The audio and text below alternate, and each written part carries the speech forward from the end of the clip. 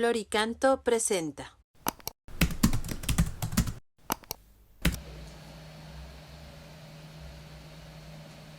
Número 432.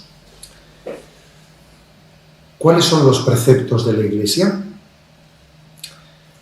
Los preceptos de la Iglesia son 5. Primero, participar en la misa todos los domingos y fiestas de precepto y no realizar trabajos de actividades que puedan impedir la santificación de estos días. Segundo, confesar los propios pecados mediante el sacramento de la reconciliación al menos una vez al año. Tercero, recibir el sacramento de la Eucaristía al menos en Pascua. Cuarto, abstenerse de comer carne y observar el ayuno en los días establecidos por la Iglesia. Quinto, ayudar a la Iglesia en sus necesidades materiales, cada uno según sus posibilidades. 10 son los mandamientos de la ley de Dios, dados por Yahvé a Moisés, y 5 son los preceptos de la Iglesia, algunos de los cuales lo que hacen es especificar la forma de cumplimiento de esos 10 mandamientos de la ley de Dios. El primero, que es una concreción del santificarás las fiestas, que es el tercer mandamiento de la ley de Dios. ¿Y cómo se concreta? La Iglesia dice participar todos los domingos, los días de precepto de la Eucaristía y no realizar trabajos, ¿no? Y actividades que puedan impedir la santificación de esos días.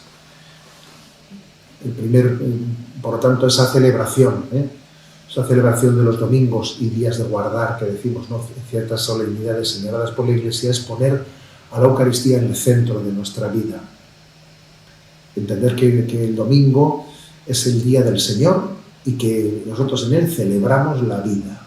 Celebramos la vida con mayúsculas, que es la vida de Cristo ofrecida al Padre, y la vida resucitada, y la vida con minúsculas, que es esta vida. Celebramos la vida. También, fijaros, está unido el tema del descanso dominical, está unido a esta celebración, porque el descanso dominical, bueno, pues es como una manera, es un llamamiento a que no caigamos en la esclavitud del dinero, en la esclavitud del trabajo. Soy consciente, la Iglesia es consciente de que este mundo, con una economía muy complicada, también requiere que muchas personas trabajen los domingos para poder sostener muchísimas cosas, ¿no? Incluso el ocio, el descanso de otros. El tema obviamente no es tan sencillo, tiene su complejidad, pero creo que lo importante es guardar el espíritu, aunque incluso uno tenga que trabajar un domingo, es importante que procure guardar ese espíritu, ¿no? El espíritu de la no esclavitud, ¿no? De que ese poner a Dios en el centro de nuestra vida es también como no idolatrizar pues el trabajo, no idolatrizar el dinero. Poner a Dios en el centro y celebrar la Eucaristía es una llamada a que solo Dios sea en nuestro centro.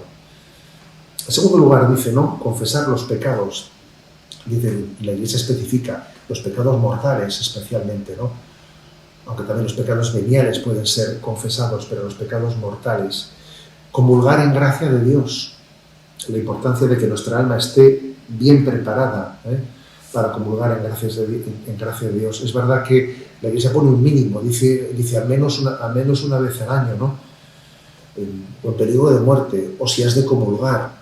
Pero obviamente la Iglesia nos recuerda un mínimo, pero nos invita a hacer de este sacramento el sacramento de la amistad con Dios, de la reconciliación con Dios. Y aunque dice por lo menos los pecados mortales, pero nos invita también a confesar los pecados veniales, ¿no? La Iglesia mantiene ese equilibrio entre esa pedagogía de sostener a sus hijos en un mínimo para que no pierdan la gracia de Dios, pero al mismo tiempo hacer una llamada a la santidad. Algo por el estilo pasa con el tercer mandamiento, recibir el sacramento de la Eucaristía al menos por Pascua, ¿no? Comulgar al menos por Pascua, ¿no? Haciendo de la Pascua el momento central del año, que la Pascua, el día de la resurrección de Jesucristo, sea el día determinante de nuestra vida, ¿no? Nuestra vida es una Pascua con Jesucristo, pero obviamente se nos invita a que todos los domingos sea Pascua.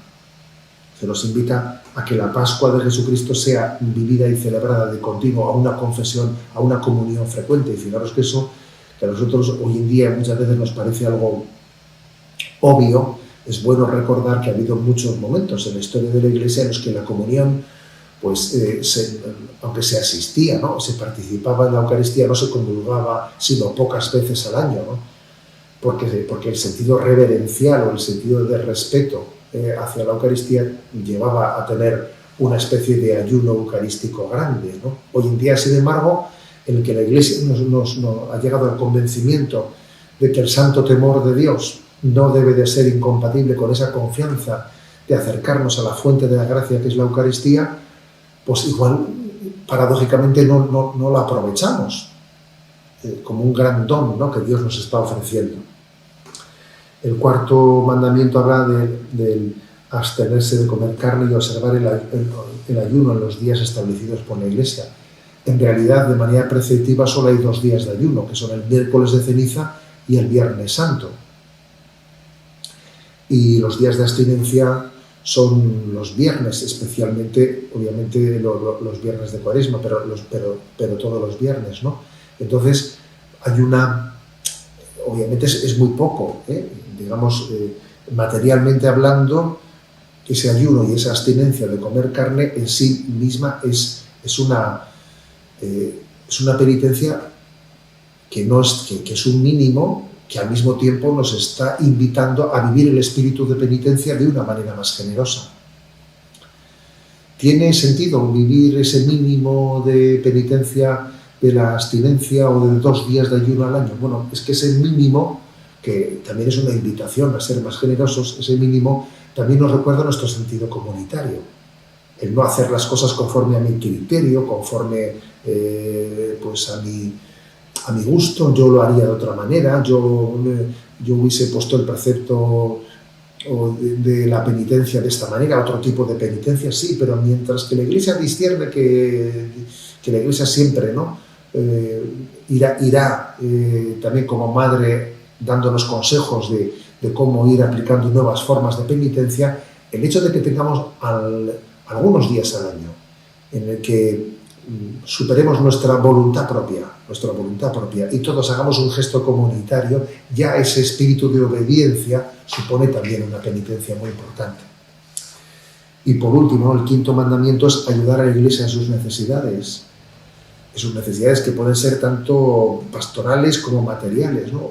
Ofrecernos al servicio de la Iglesia para los trabajos más humildes que sean posibles, para la limpieza, ayudar a la Iglesia en sus necesidades económicas. Todos somos Iglesia, la Iglesia soy yo, y a veces en algunos contextos históricos arrastramos pues unas tradiciones en las que la Iglesia ha sido sostenida por el Estado, y entonces eso nos ha generado una falta de conciencia de la importancia de que todos contribuyamos, ¿no?, al sostenimiento de la Iglesia también en su aspecto material.